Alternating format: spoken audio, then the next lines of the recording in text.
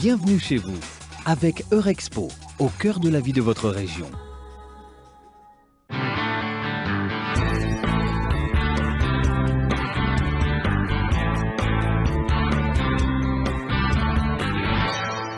Bonjour à tous et bienvenue chez vous. Pour ce nouveau numéro, on s'intéresse à la sûreté et à la sécurité à l'occasion de la convention ESM du 11 au 12 mai à Eurexpo.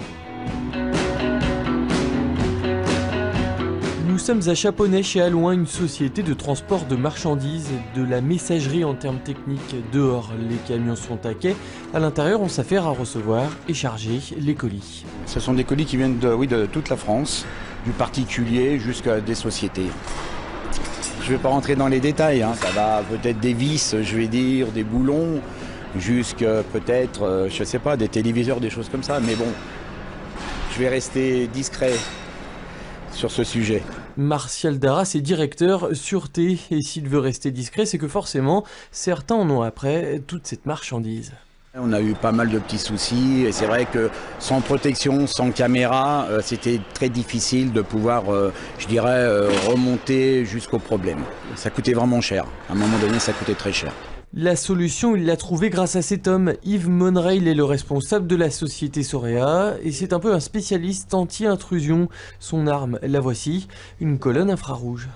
Ces faisceaux sont totalement invisibles et lorsqu'un intrus va se présenter dans le champ des faisceaux infrarouges, cet intrus va être immédiatement détecté et l'information va être véhiculée par le système radio qui est au sommet.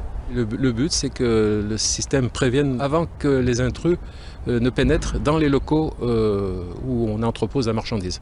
Le système est dit de détection périmétrique et fonctionne sans fil et à l'énergie solaire. Au total, ici, une douzaine d'antennes sont reliées sur un périmètre d'1 kilomètre, un dispositif complémentaire aux barrières et autres caméras.